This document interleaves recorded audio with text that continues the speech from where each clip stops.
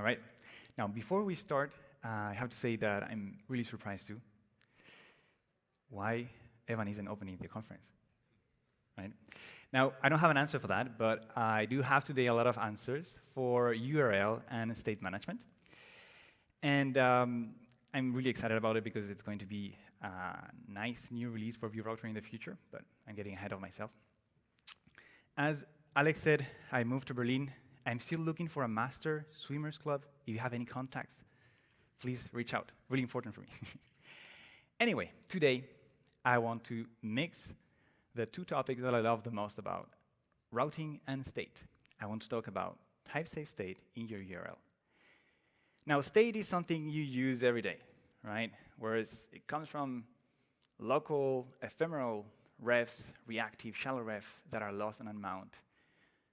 Pinia stores, so global state, that are also ephemeral but lost when you reload the page, to not so ephemeral because they are preserved upon reload, so local storage. This is from Vue Use, by the way. Or fancier ones, like useref history, which allows you to time travel, kinda, by preserving a list or a stack of the changes on the state. And then the one that we often forget about, the URL. Now, the URL as state, we are already using it in a way. We are familiar with it. We have the domain, which we're going to forget. Then we have the path, which is usually matched by the router, and the router extracts from these path params, like 42 here. Then we have the query, which is not matched by the router yet, but it's more flexible in a way. It's about optional things, pagination, filtering, sorting, all these kind of things. And last but not least, we have the hash. The hash is a bit special because it's client only, so it's never sent to the server. And it's usually used for scroll restoration, but that's not the only thing. It can be used also for more innovative things. For example, in the Vue.js repository on GitHub, we use this for reproductions. So we ask people opening new issues to just create a reproduction, and the actual code is embedded in the hash, which is really fun, and it's really nice for us. And it has something really nice that the other states do not have, is that the URL is the only state that is visible to the user. Your other state is in the code, right? In the runtime.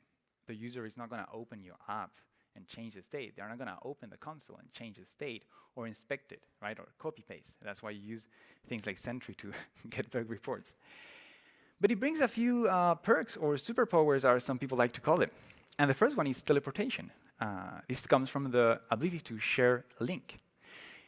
How many times you search for, I don't know, a product you want to buy, you want to ask the opinion of your friends, you just copy the URL and you send it over. And they tell you, now this is terrible shoes. You're going to look like a loser.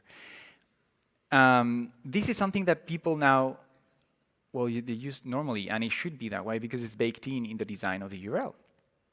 And the same happens for, on the right, you see that's the playground for the Vue repository issues. So we can share the reproduction easily. And this is something that none of the other state has because it's not exposed to the user. We have also built-in time travel, kind of like the useref history, because we have the back and forward button. So or rather, the browser keeps a history of all the different URLs visit, and going back and forward allows you to restore and kind of teleport, in a way, your applications to a different state in time.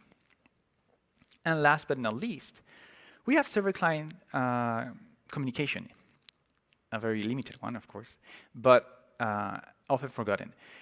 It's really about redirects. So when you visit a page, for example, the dashboard, and you're not authenticated, the server can reply with a redirect saying, hey, you have to go to the login page, and if the users succeed, then redirect them to the dashboard because that's where they initially wanted to go. And then you log in.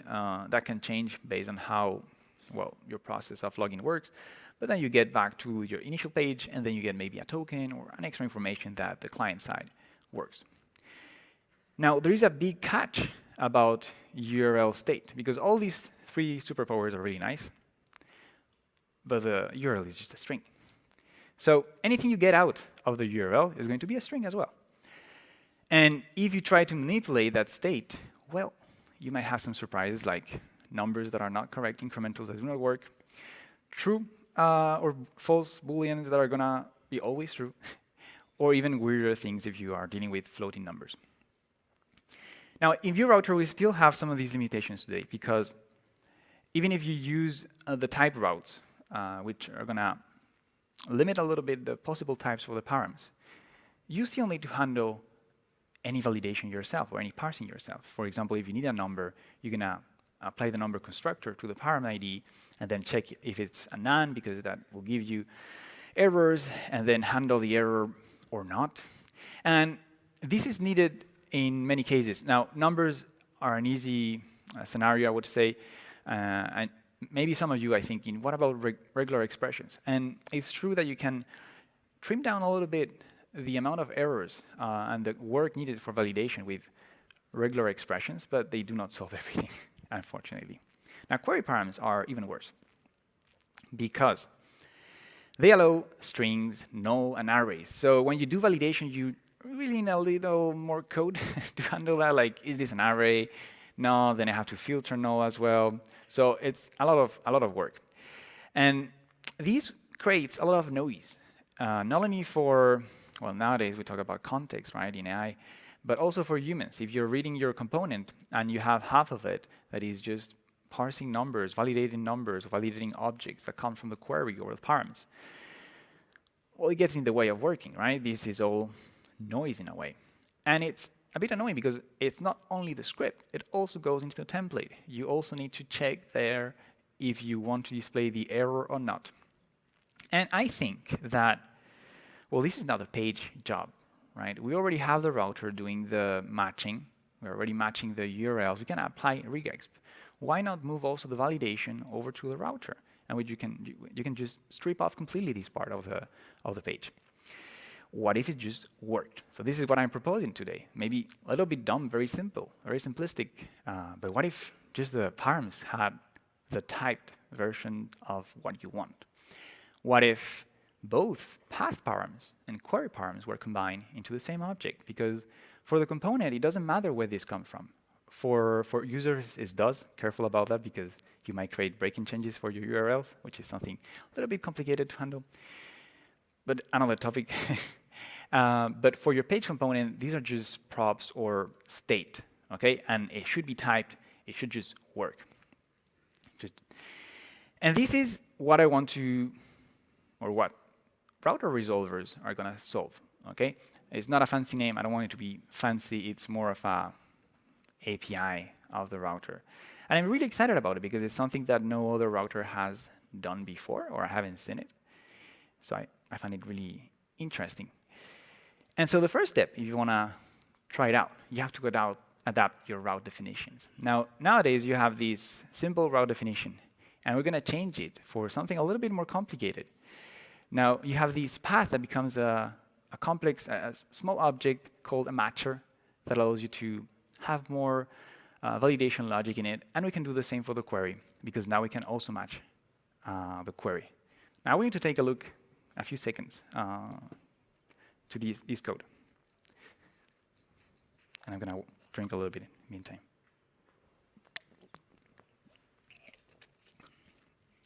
And I really hope that this is what is going on in your mind. This is a horrible code. It's very verbose. It is not meant to be handwritten. The first step is to not write this code, okay? This is code that is generated not by an undeterministic AI, but by a deterministic plugin. This is code that is performant and compresses very well. This is why you have unreadable stuff going in there, like positional parameters that are regex first, then an object, then an array with string and numbers. What the hell? The first step is to enable the Vue Router plugin. Now, if you haven't done it already, in Vue Router 5, I merge unplugging Vue Router into Vue Router. So file-based routing is now a core part of Vue Router. And you just need to import it from the package. It's an unplugging plugin, so plugin. So it works with Vite, area spec, and everything. I'm just using Vite here for the example. Now you enable it in your plugins, and then you can enable the experimental param parsers. Terrible name, I know, but Bear with me, it's just an experimental flag anyway.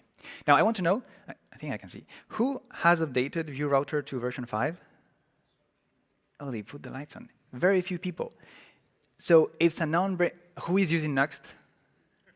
Yeah, okay. So with Nuxt, it will be out of the box in the next version.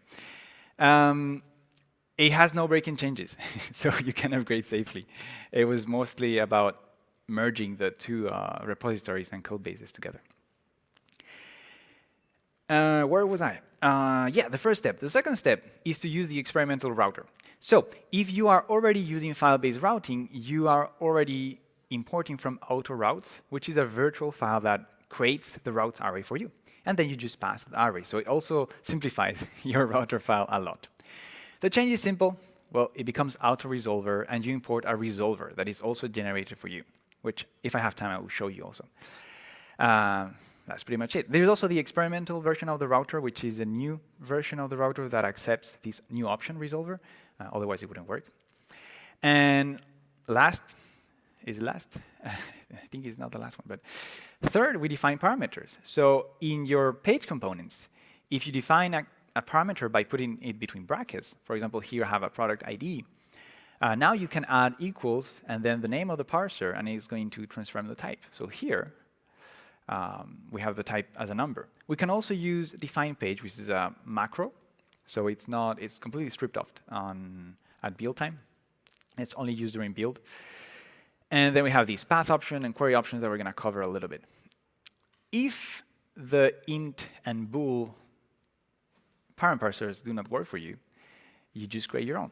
Now, I'm not even sure that I'm going to keep the built-in parent parsers. I think I will, but still experimental, so working out there. You just drop a new file in SOC params, and then you can use equals the name of the file. That's pretty much it. Now, the parent parsers are themselves pretty simple. We have few different functions like define path parent parser, define parent parser, define query parent parser, because they have different constraints. Something from the query has more possible values than something from the path. Also, we don't want to enforce you to solve all the possible cases. So as you see here, for example, the get accepts a string. So that means that this path parent parser only works for a regular value that is always required. And the get is going to be the function that transforms the string into whatever you want. And I really say whatever you want. It doesn't have to be a primitive. And the setter is going to be the opposite. Now, there is something interesting is that any error thrown inside of these custom parameters is going to just miss the match. And that means that the resolver is going to skip over that route definition and go into the next one. So it's not going to just completely stop the matching, but it's going to try to fall back into other routes, which makes also routing more predictable. Anything in the setter can be done as well. You can return, for example, there are an empty string, as you can see on the last line. That means that the getter later is going to pick that up. So that way, we only have to write the validation in the getter. This is because when we create the routes, or rather than we normalize the routes, we need to run the getter after the setter in order to ensure that the values are correct. So you only need to write the validation logic in one place. Now, all this is really nice, but I have a little demo prepared because there is a lot of typing involved, and I figure that it's not the same without. So I'm going to open, let me see. There we go. I'm going to put the other notes on the side here so I can check them. And I'm going to start the server. OK, so this is the little demo I have prepared. Is a nostalgic XP, Windows XP themed application. It has a vconfig, a router config. So let me just show you real quick. We have the Vue Router here, defined with the parent parsers. And then the router is just the experimental router that I show you with the resolver here. All right. Now, I'm going to go to this product. So the product that you see here,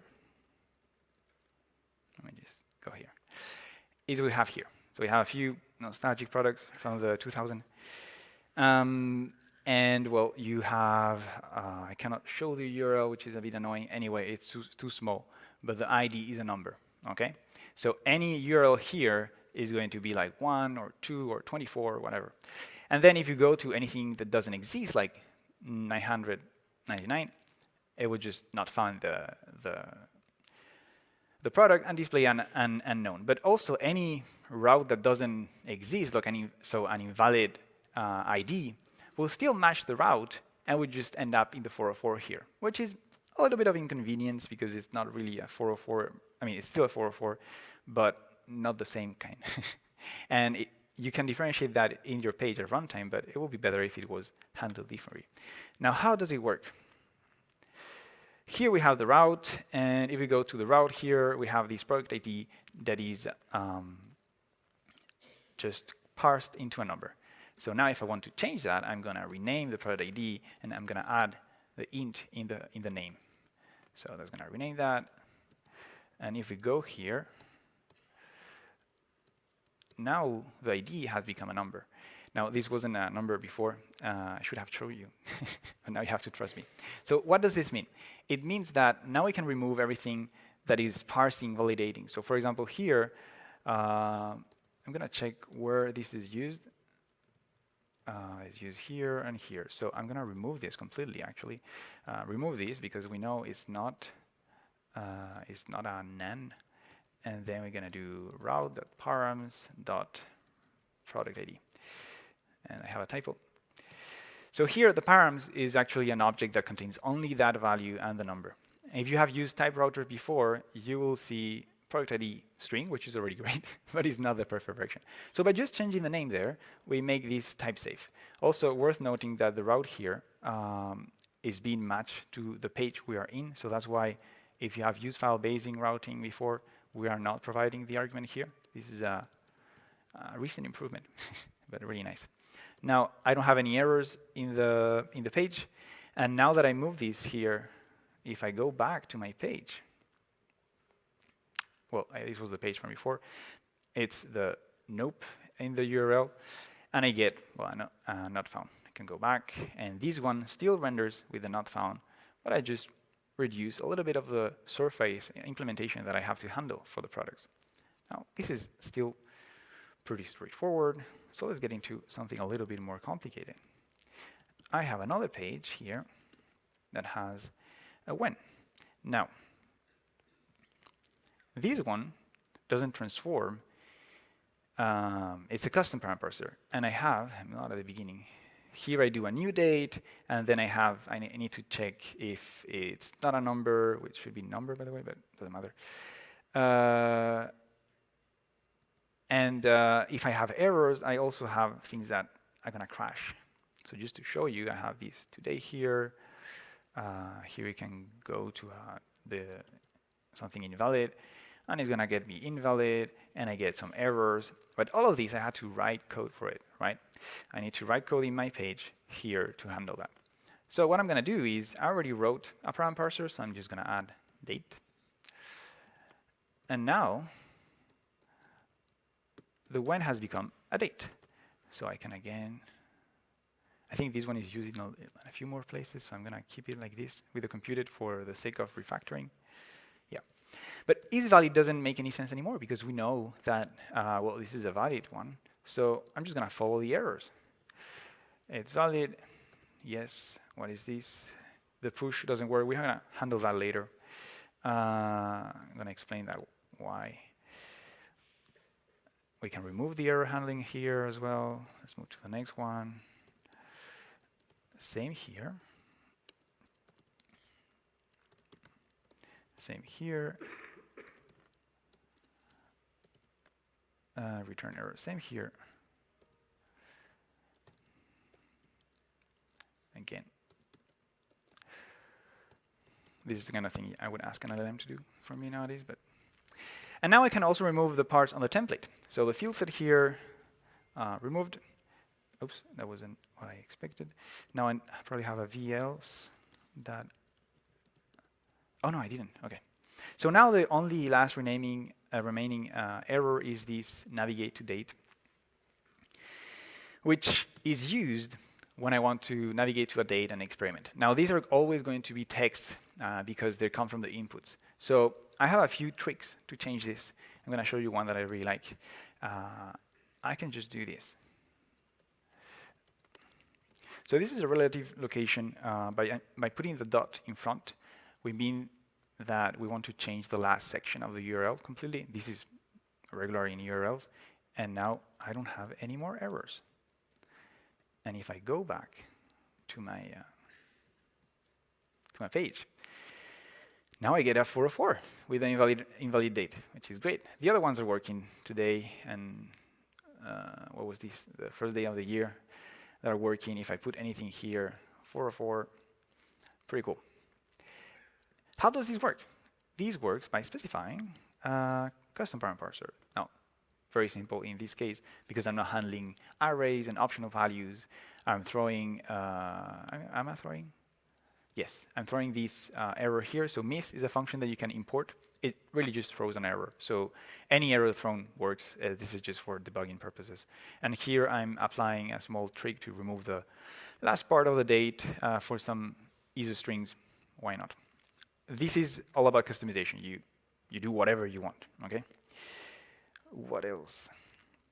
Now, why not import it from somewhere else, like Semver? You can do whatever you want. But what I want to show you now is one a little bit more interesting, because this one is, let me do search. We have done only path params, right? So what about search? In this case, I have the route here, which has no parameters. So what I do here is use the queue, and I have to cast it here, or technically I should do actual proper validation anyway. So what I want to do now is define this queue as a proper category here. Not category, as a proper query. So I'm going to use define page, and then I'm going to do params, and this is typed, and then I do the query, and it already worked out. Okay, I'm going to still go ahead and show you, but I can do this. And now I go back here, I move this into params, and you will see while I remove this, and you will see that queue is either a string or undefined. Now, why being undefined? I could always have a fallback value, so I'm going to remove that, and I'm going to put default an empty string. And now, this is always going to be a string. I remove that part on the URL, and it works the same way. So we have a search here that works. Now, yeah, Photoshop. I show you another URL, which is very small, but I can share the link with you later. We can filter free, of course. There is no Photoshop that is free, but we have Winamp and other things that are free. And what is cool about this syntax is that it's also very easy to understand even for LM. So for example, page is going to be a parser, and these here have int, so we have auto-completion there as well. And what's cool is I can just pop a codex and be like, I'm gonna paste this because I prepared it.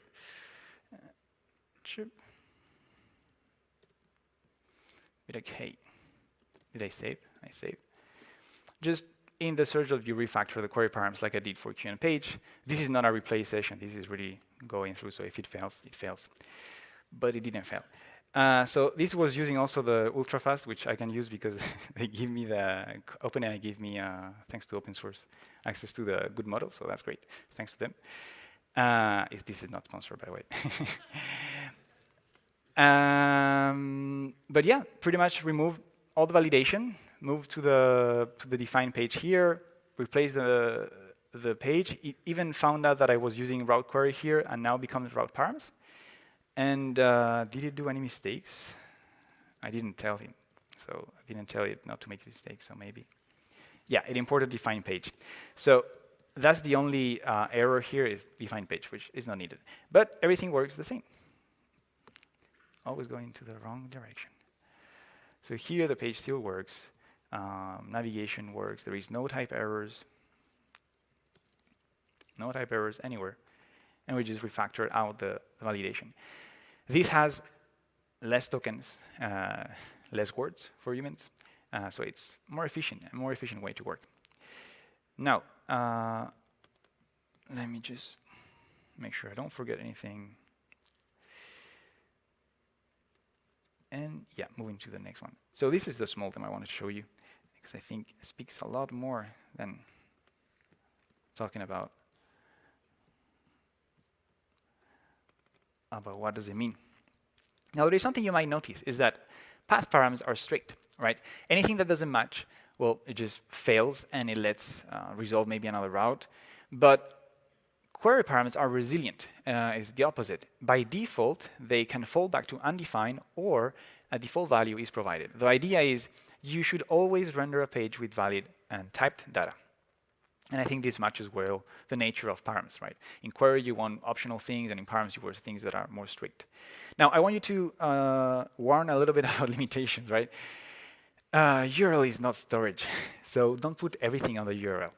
You have a limitation of 2,000 characters, which might seem like a lot, but it's not that much. And this is because of Internet Explorer, again. Always blaming the same person. But basically, Edge, I think, also follows this limitation. In any case, you're not going to share a 2,000 characters URL. Like, people are going to look at you like, what is this, hacker? And also, take care about SEO when you do query params, because this is something people forget a lot. Anything that is cosmetic, anything that doesn't change the content, is still going to look like 3 different pages that are competing in the ranking on SEO. So you need to use canonical URLs.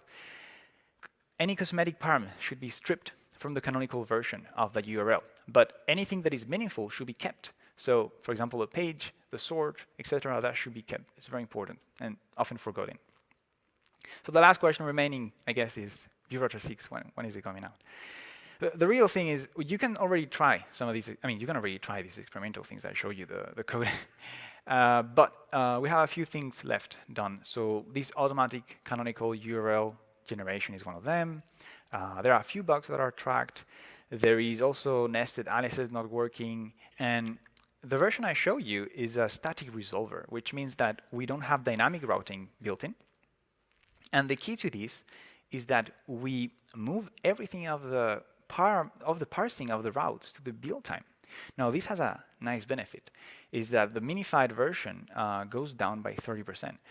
Broadly sized, that's 6 kilobytes. That's extremely light for a router, I have to say, especially with so many features. Of course, this is the minimal version of your router. If you add more things like data loaders or any other function, it's going to go up.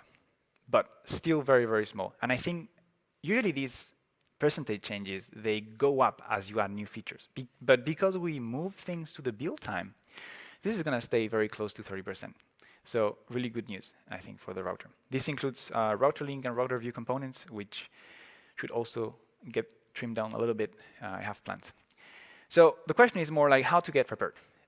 If you are using row string with no safety, you should move to type routes, ideally with file-based routing. Give it a try if you haven't, because there is a lot of options, configurations that we can add, and it's really nice. If you can build validators, if you use Zod, Valibot, whatever, if you can, try to prepare for bidirectional validators. It's not in the standard schema yet, but I hope it will make it at some point. Otherwise, I think it's losing a lot of potential. In Zod, those are called codecs. Otherwise, you can write your own functions, honestly. Most of the time, they're very simple. And then in the future, well, just embrace file-based routing if you can't. Clean the pages, use custom param parsers. You can move these validators into the params and get nicely typed params. I'm really excited for this. You can try it already on Vue Router 5, not in the experimental folder, which is a new initiative I wanted to have to try out and experiment with new features. Of course, it's not production ready, but please try it out in toy projects or small projects. It should be fun. Thanks for having me. I hope you have a nice conference today.